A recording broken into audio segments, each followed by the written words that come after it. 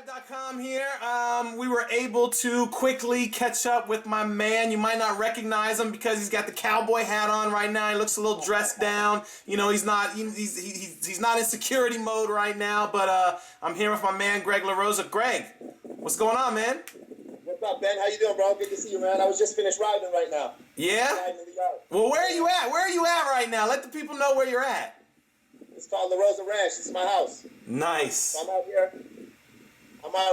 I basically live in the middle of nowhere, on the outskirts of Las Vegas. You know, it's my escape. This is where I escape to, and this is my life, man. So when you see me out in the limelight all the time with Floyd, this is my escape from all that.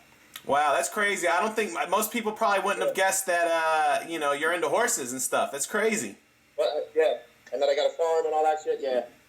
Wow. Never judge a book by its cover. Don't judge a book by its cover. Right.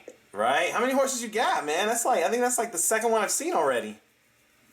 Yeah, I got 3 of them. I got 4 dogs, 3 horses. My lady there, she's brushing that other one. Damn. These are her horses from when she was young. Mm-hmm. She's had them since they were a year old, and I got her about a year and a half, 2 years ago. She's about 6 years old. She's 18 pounds when I ride. This is Big Beth, I call her. Big Beth. Big enough to support you? Yeah, she's real calm. They're very docile. Yeah, she's huge. Yeah. She's awesome. Yeah. That's crazy. I don't even know how you find time to, raise horses and stuff when you're running around with Floyd all the time.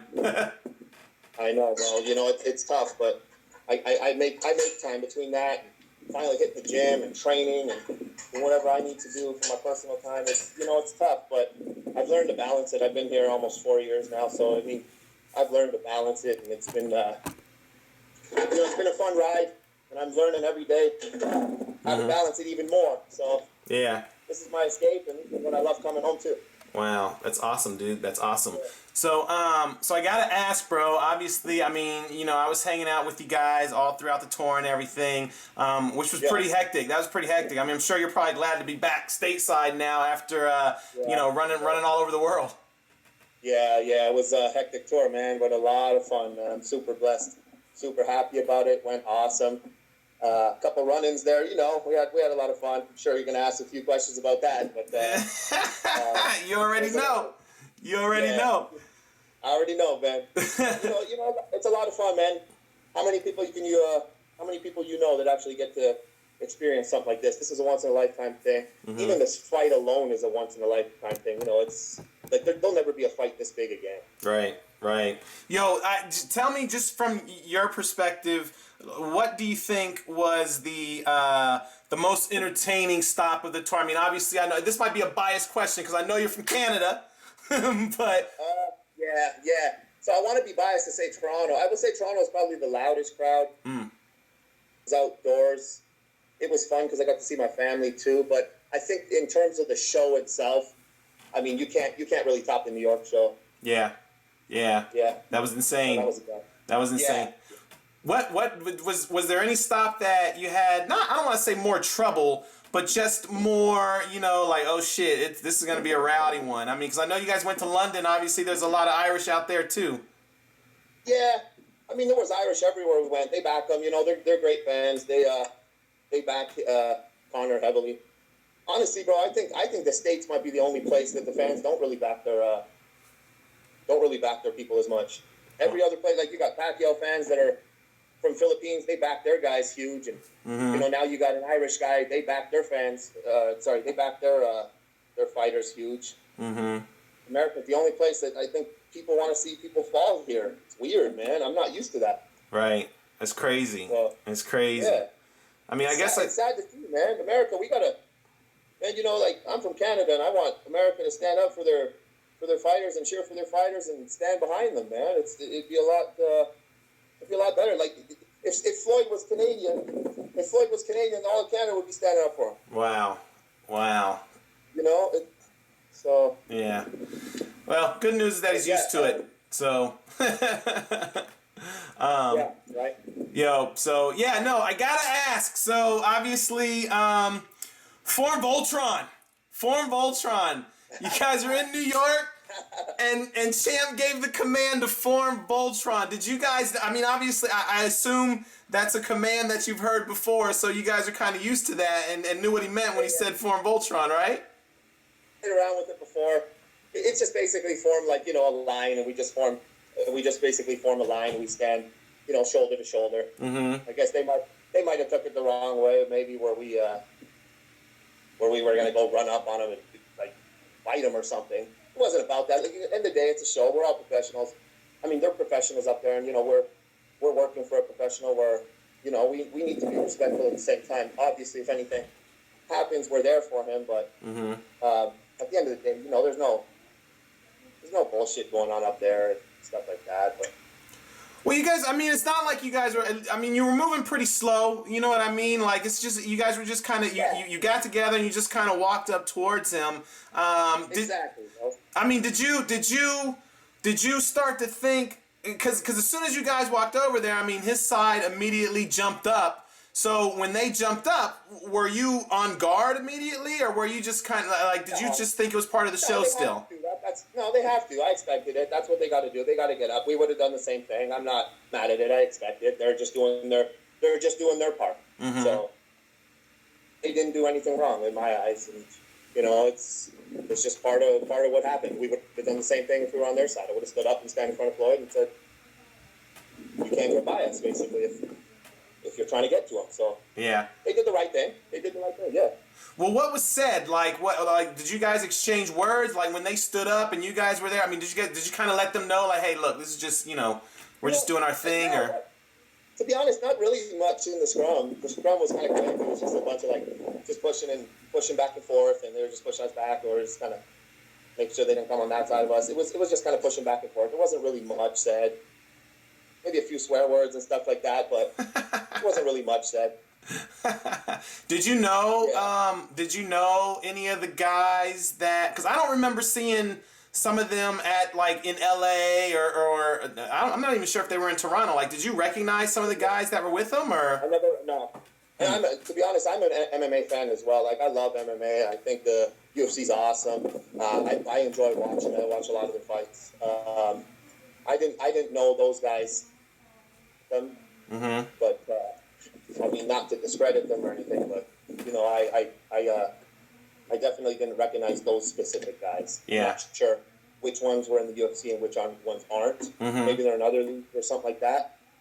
So I wasn't too sure, to be honest. Yeah. Like, I was sure that he had MMA guys with him. I'm sure they're really good at all that. They probably train with him and all that stuff, but I don't know if they fought in the UFC, if they or they are going to the UFC. I'm not sure. So, but I mean, regardless, it didn't matter. We're there for the same reason. They were there to protect Conor, and we were there to protect Floyd. So we're just doing our jobs, Yeah. Well, obviously, the war of words continued in London after the New York stop. Conor actually made it a point to walk over to you. What do you call you guys? Juice heads and fire shot. Juice head, monkey or something. Yeah. I mean, the turkey juice head was cool. That was funny. I was laughing, man. That's great. It's great entertainment. It's good. Yeah. I got no animosity towards it. I don't know if he was really mad or not. Maybe he was. I mean, he looked mad. I mean, because it all started the day before when he kind of walked up and called me a juice head. And he walked right up to me in my face and he said, "You're nothing but a juice head or whatever." I think that's what he said. He said, "You're a juice head or something." Right. And I told him, "There's no juice." I said, "There's no juice in this body." And he started kind of laughing. He said, "Yeah, right." And I told him, he said, "If you want," I said, "I'll put up $100,000. I'll do a USADA test on the spot." Wow. On the spot, I'll do a USADA test right now at any time. And I'll put that to rest, but I need that $100,000. So it was just kind of funny thing, and then he just said, "Yeah, right." And then I said a couple things to him. You can probably see it in a couple of the videos. Yeah. I just made a couple little remarks to him, but it was nothing. It was nothing that I wasn't angry or anything like that. It was part of the hype and stuff, and I enjoyed it. And my heart's pounding at the same time. It's at the end of the day, Floyd's like one of my best friends, man. So it's like one of your best friends, like one of your family members going in a ring and fighting against someone. Like, I've seen him fight a bunch of times now. When I'm watching Floyd in the ring, I'm up there, and of course I'm getting hyped. I'm getting hyped up over there. I'm gonna walk over here where there's a little bit more light. Yeah, that's cool. I'm getting hyped up on the stage too, because it's not, I'm not just a fan of the fight game where I'm watching another fighter fight. Like, this is Floyd Mayweather fighting. This is the guy I work for. This is the guy I'm with every day for the last 3.5, 4 years, and you know, he becomes family, man. He becomes like one of your best friends, and you know, one of your like he's like a brother to me. So when I'm watching him fight, it's like watching your own brother fight, and swears at him, you want to swear back automatically, and it's part of the sport, man. It's like, right.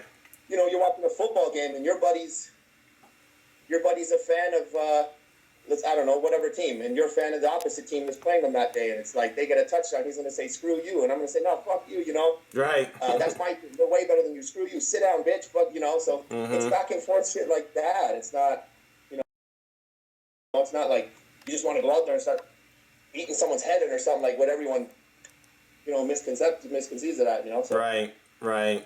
Yeah.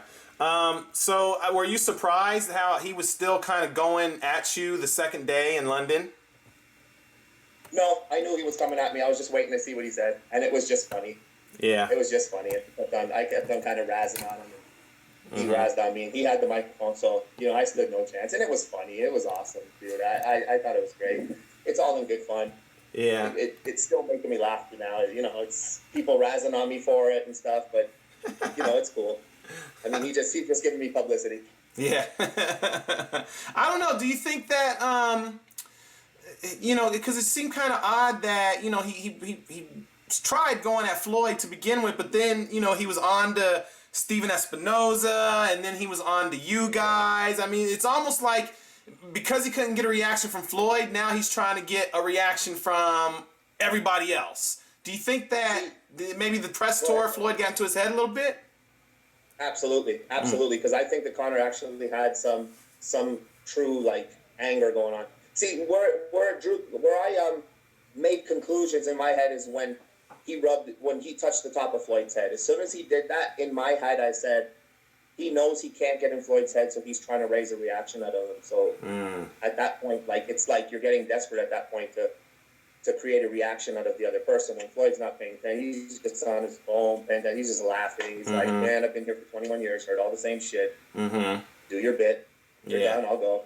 He kept interrupting Floyd. He couldn't handle like Floyd, you know, saying things, so he would interrupt him, which is fine. That's all part of his game, and, you know, I'm not docking his game because, you know, Conor took a page out of Floyd's book, and I think he's genius for it. I think it's really smart, and he's where he's at now because of it, and like you can't knock him for it. He's the, I won't say the best skilled in the MMA world, but I will say definitely the best promotionally skilled person in MMA, and he's pretty much brought himself to that level.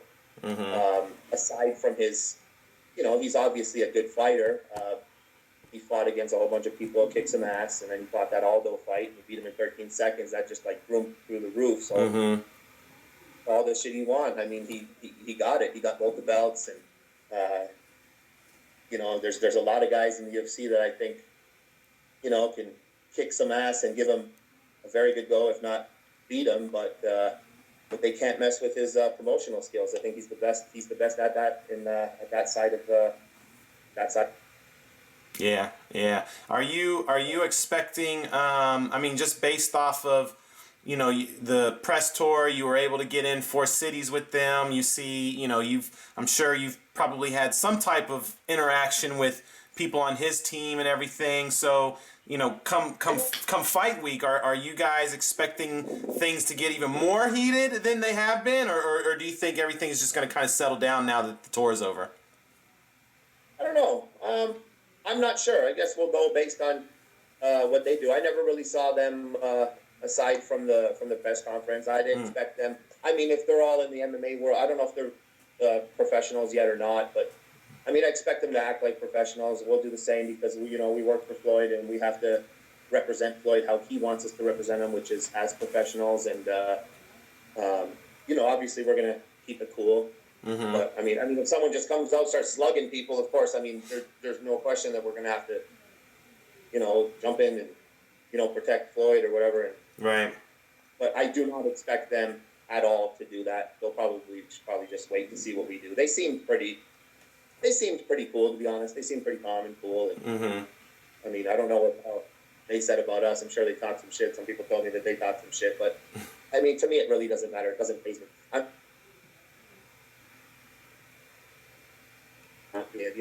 I'm I'm stable in my life. You know, I got my little farm out here. I'm okay. I don't rent, and I'm very financially secure. I have no insecurities about anything basically. So, you know, I don't have any reason to talk shit about anyone else or that, especially in my personal time. So I'm not going to go off camera and start bashing them. They can say whatever they want. It doesn't bother me. Right. Yeah. Do you think it's you know, kind of funny when people just automatically assume that you know, oh, he's a bodybuilder and what can he do? Those guys are MMA fighters. He couldn't stop them or anything. I mean, I know you're not someone who, you know, is really cares about that kind of stuff, but you know, at the same time, I know you saw all the comments on Twitter. I mean, we were joking about some of them, you know, some of the memes that people were making and everything. But is it hard to walk around when you have that type of stereotype all the time? No, not really. I mean, I've been getting it for many years. Like when I was 18, 19 years old, I was always a big guy at that point. I've been working out since I was about 17, I think, and I'm talking nonstop. So like, what I have is I just have mostly people. You know, the first thing they'll always say is you're on steroids. If I haven't been working out for a little while and I get a little smaller and I haven't heard that comment, I'm like, shit, am I losing weight, man? I got to get back in the gym. So when I hear that comment, I know I'm doing something right. So I appreciate it, and I actually hope they keep saying it. To be honest with you, I actually really like the claim of people saying that I'm on steroids. It actually, I mean, all they're saying is that you look bigger than somebody who naturally works out. I'm like, sweet. And I'm not going for the huge look, right? I'm just naturally a big guy. I just enjoy going to the gym and working out. Yeah. And I'm not trying to, you know, I'm not trying to look intimidating. I'm not that type of guy. I've never been like a bully or any of that kind of shit. You know, I'm just, I'm actually quite calm, cool, and collected guy, and I don't start bullshit. But, you know, they can say, like I said, they can say whatever they want. I've been around the block and back. I've grown up fighting, like, fighting like between street fights and some trained fighting, and I played hockey my whole life, and, you know, fighting there and get my face bashed in or bashed in someone else's face. Like, I mean, it's just I'm not a stranger to it, but, you know, I'm also not going to complain. You know, say that I'm some kind of pro UFC fighter or anything, you know. Right. But my job isn't to be a sport fighter. My job is to protect Floyd in real life situations on the street. If that includes a weapon, a knife, a gun, if someone has a bat or anything, you know, or using the car, that's my job, is to protect them from stuff like that. So I got to go on that end of it and not worry about fighting someone in a cage per se, you know. Yeah, I know this especially for this particular fight, because it seems like everything's amped up. I mean, I know I've been with you guys before and have seen what the crowd control is like and everything, but it seems like ever since this fight has been announced, it's just it's even that is on another level. I mean, I saw you guys in New York and he was just mobbed. It was ridiculous. Yeah, we were just in the bank there, and they were all waiting for us. I was like, all right, here we go. Right. Yeah, it's heightened, Ben. It's really heightened right now. I thought I'd seen it all, but this is new to me, man. I was having fun. Like, that press tour was all new to me, man. It was a lot of fun. Like, literally the recognition and fame, obviously, which I expected it to be heightened, but I don't know about this much, man. This is crazy. Like, I think that Floyd's probably the most famous. I mean, him and Conor, the most famous two people on the planet right now. And it shows. Like, everywhere we go, it's just crowds and crowds and crowds and crowds. Like, this press tour has been, like, to me, is such a blessing, like, to be a part of this. I mean, I could be able to tell this story till I'm on my deathbed to my grandkids, and I just feel really blessed to be a part of it. You know, it's something I'll hold close to my heart for many years, and I love it. I'm having a great time. Yeah, that's what's up. I'm not gonna lie, I'm having a good time too. Good. Yeah. So just to clear things up, there might have been a little shoving and whatnot, but for the most part, everything's cool. You know, no animosity. They're doing their job. You're doing your job. Well, as far as I know, yeah. I mean, if there's animosity on their end, that's on them. And to me, it doesn't matter if there is or not. I mean, that's on them. I'm not really an aggressor type guy. Yeah. That was part of what Floyd asked me to do, and that's it, you know. Yeah. I live well because of Floyd, so if he asked me to do something, it's done. That's what's up. Only because I know he had the microphone, you guys didn't get an opportunity to really respond, but any last message you want to send out to Conor before I let you go? I think I've heard you. It was tough to make out, but I think you may have said something about him having Nate Diaz problems still. Yeah, I thought that would get him a little fired up. That's what I came up with, I guess, on the spot. But I'm hearing that he did an interview that he said he wants to possibly fight. That Nate Diaz is on his mind again. I thought that was kind of funny that he said that, but I don't know if it's because of all this tap out stuff that we're saying. But I mean, in terms of saying stuff to Conor, man, there's nothing you can say to the guy. At the end of the day, man, he's doing his thing. You can't knock him. He's in a great position. He's gonna be filthy rich, man. All you can do is really congratulate the guy. I got really no animosity towards him. I mean, he gave me a friggin' he gave me a nickname of Turkey Juicehead or something. Turkey Juicehead Monkey. What a guy! Yeah, Turkey Juicehead Monkey. I can do without the monkey part, but the Turkey Juicehead is cool. All right. Yeah.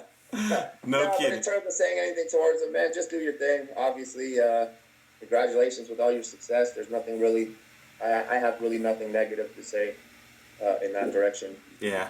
One last question, just out of curiosity. Do you think, because he touched Floyd at that last press conference, do you think this fight has become maybe a little more I mean, not that, I know every fight for Floyd is very important. He's very focused, but did the touching of Conor McGregor to Floyd, did that change anything about this fight, or is it just business as usual? No, I don't think it changed anything, because at the end of the day, to me, I think it showed weakness on his side. He showed a weakness on his side, and Floyd didn't react. So, I mean, that shows, the confidence in Floyd. The reason why he touched Floyd, I believe, like I explained, is I think that he was just trying to get a reaction. He showed by touching him that I'm not getting a reaction. What do I do to get a reaction? So, no, I don't think it changes things. I think the whole little racist thing that went on there, the monkey calling thing, I think that might change things in the fans' views and stuff like that. But in terms of in Floyd's head, man, Floyd is rock. Like his mindset's rock solid. There's no way you can get him for that.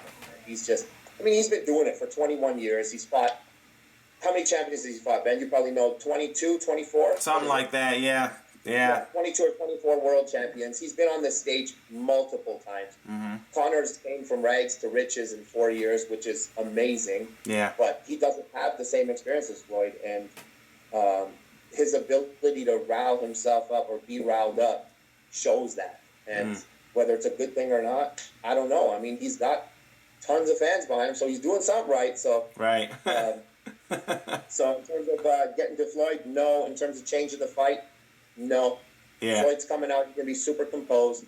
If it changes it on Conor's end, then that's gonna be worse for him. Yeah. What was your most memorable moment from the tour? Probably when when Conor got in my face and he and he called me a goosehead. Yeah, and between that and calling me names when I was on stage, it was awesome. I had everyone calling me after. What the hell, man? What the hell was that? That was cool. Because at the end of the day, Ben, realistically, I'm a security guard. I'm on the side. Like, I mean, in terms of the fight, I'm a nobody. He shouldn't even be arguing with me, really. But the fact that he did, all he's doing is making me. He makes me relevant, and it was fun. So it's just a story I could tell when I'm when I'm old and stuff, and have no more stories to tell. It's a fun thing to tell, And how many people can say that they got in a verbal altercation with Conor McGregor on the same stage as Floyd Mayweather? Very true. Okay, so thank you, Conor.